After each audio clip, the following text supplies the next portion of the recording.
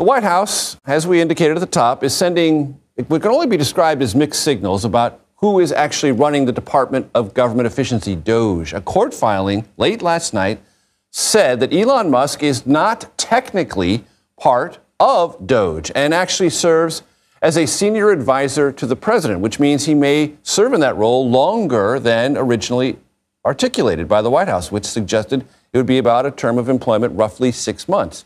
The White House press secretary was asked about this earlier today. Caroline, can I ask you for a clarification? Sandra here, by the way, and thanks for coming back on with us. It seems there's being a lot made of what Elon Musk's role is actually at DOGE. The president has introduced him as the head of DOGE multiple times in interviews, yet there's this affidavit that we've been able to get our hands on here that the press has as well, that it contradicts the White House claim that he's the head of DOGE. This affidavit actually says he doesn't work for DOGE at all. Reading directly from it, it says Musk is not an employee of the U.S. DOGE Service or the U.S. DOGE Service Temporary Organization. What's up, everybody? Major Retired Richard Ojeda here, and the level of gaslighting coming out of Donald Trump's White House is reaching critical mass. For months, Trump and his goons have paraded Elon Musk around as the head of the Department of Government Efficiency. But now that the public is catching on to what's really happening, the White House is suddenly claiming that Musk doesn't even work for DOGE. So what is his role at DOGE? Sure, I'm happy to clarify. Elon Musk is a special government employee here at the White House, serving at the direction of the President of the United States, Donald Trump. Elon Musk has been tasked with overseeing DOGE on behalf of the President. And DOGE employees, DOGE folks, have been onboarding at respective agencies across our federal bureaucracy as political appointees, just like any other political appointee gets on board with the new administration with the changing of hands. That's the way DOGE has been set up, and that's the way it will continue to operate. Are you kidding me? This is what happens when you install a bunch of power-drunk billionaire bootlickers in office. They think the American people are stupid enough to forget that Donald Trump himself announced Musk as the head of DOGE, standing there with that dumb grin, clapping along like Musk was about to start handing out Tesla discounts. The press ate it up. MAGA drooled over it. Now, when people are out in the streets protesting in all 50 states, suddenly the story changes. And here's the thing. They're not backpedaling because of a misunderstanding.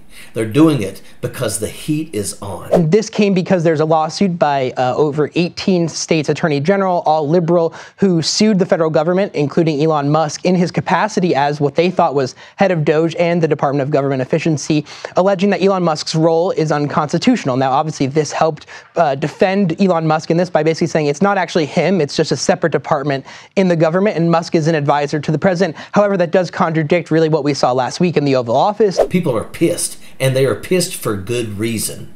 Musk isn't just some advisor. He's operating as a shadow president. He's dictating policy, gutting agencies, slashing regulations, and installing his tech bros into federal officers with zero oversight.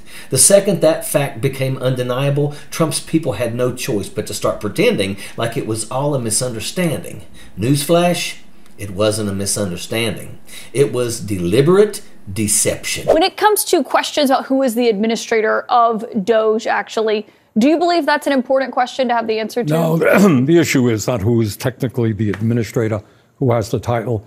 Elon Musk is clearly running the show, the wealthiest person in the world, who has enormous conflicts of interests, who is helping to fund right-wing extremist organizations all over the world, who is looking forward to get massive tax breaks from Congress. He's running the show. Musk himself has refused to testify before Congress. Why? Because he knows he's been acting outside of the law. He's doing what Donald Trump has always done. Take over government functions, treat it like a personal business empire, and expect zero consequences. But the second Congress starts asking questions, suddenly Musk disappears like an executive with insider trading allegations. He's not out there trying to save money for the American people. That's not what he's doing. He's lining his pockets, and at the same time, he's outraging people who don't know know exactly how we spend our money and how it benefits us to make sure that things like HIV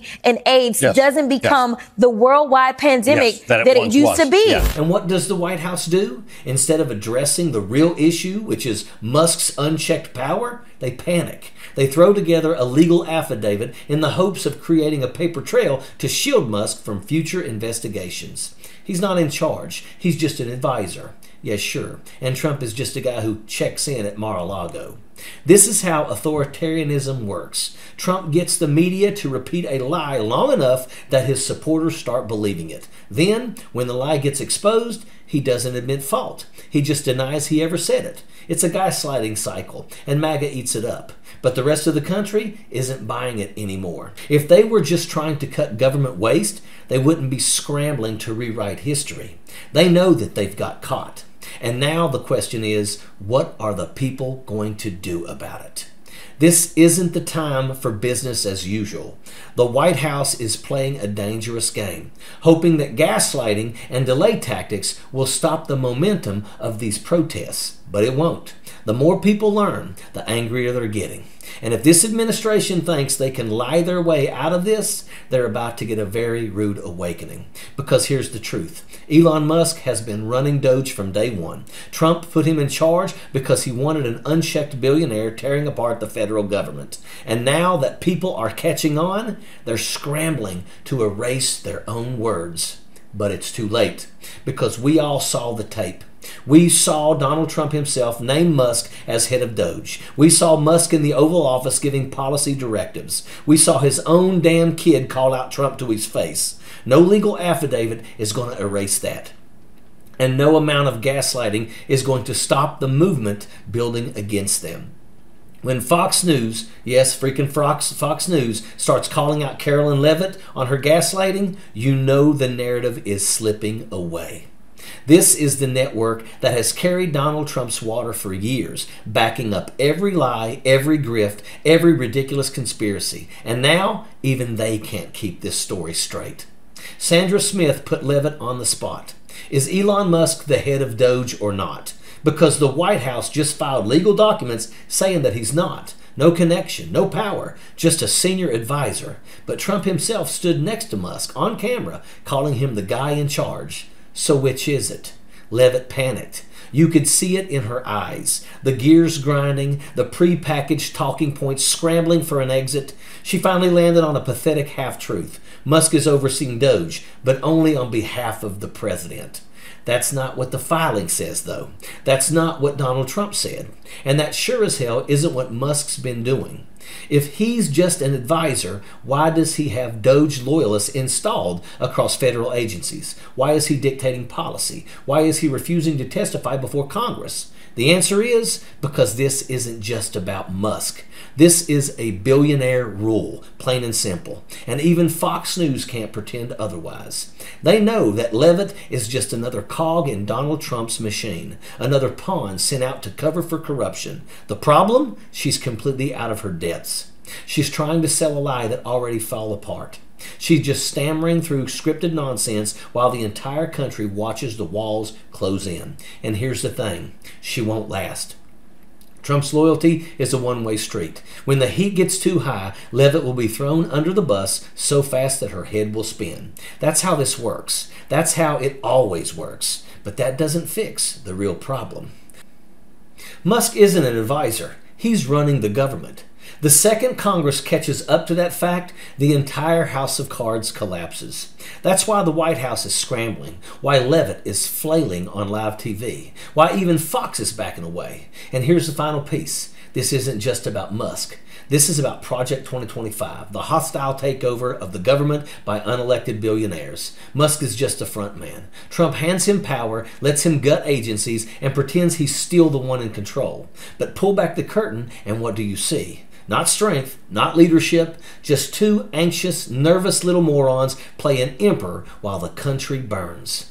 The only question left, how much longer will people put up with this? Wake up, folks. Stay alert. Be ready to take it to the streets if we continue down this corrupt path. We deserve better. America deserves better. And that's an absolute fact. Sappers clear the way, airborne all the way.